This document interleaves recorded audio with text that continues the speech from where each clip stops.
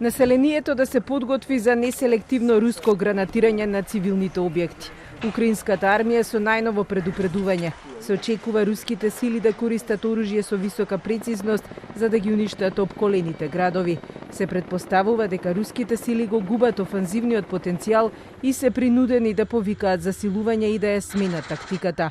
И американскиот председател Бајден рече дека Путин е притиснат до зид, а според разузнавачките информации, следно што Путин може да употреби против Украина е хемиско и биолошко оружје. He's already used chemical weapons in the past, and we should be careful what's about to come. He knows there'll be severe consequences because of the United NATO front, but the point is, it's real.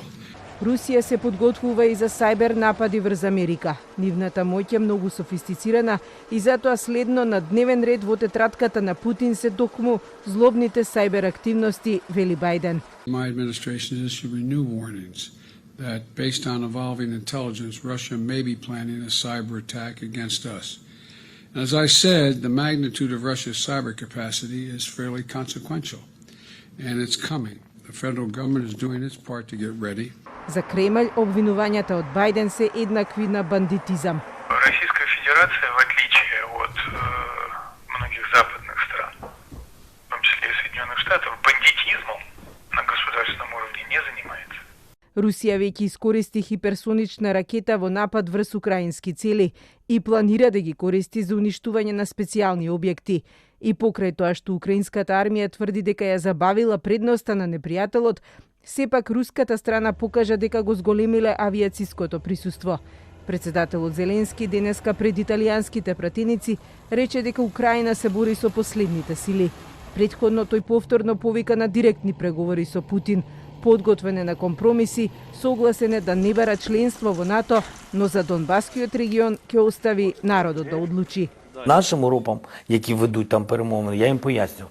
Дивіться, коли ви говорите про ті чи інші зміни, і вони можуть бути історичними, ми нікуди не дінемось, ми прийдемо до референдумів. Народ повинен буде сказати і дати відповідь на ті чи інші формати компромісів, про які ви сказали. На терен битката за Мариупол достигнува кулминација. Бомбардирањата се на секои 10 минути. Градот е срамнет со земја, внатре останаа луѓето кои немаат можност и пари да избегаат. Украинската војска не го предава градот. Колку подолго издржат, нивната супериорност се зголемува. Целта е битката да остане само во овој приморски град и да не се прошири кон Одеса. Но на пристаништето во овој град на Црното море веќе е забележано зголемено присуство на руската војска.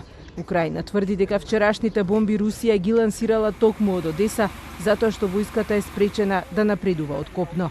За Москва останува приоритет за земањето на Киев, но тука украинскиот отпор е сериозен. За време на 35-часовниот полициски час кој се уште е во тек, се слушнаа неколку експлозии. Но она што најмногу загрижува е што хуманитарниот систем е целосно нефункционален. Голем дел од украинските градови имаат храна уште за следните 4 дена, а поради неконтролираното пукање, хуманитарците немаат можност да достават помош.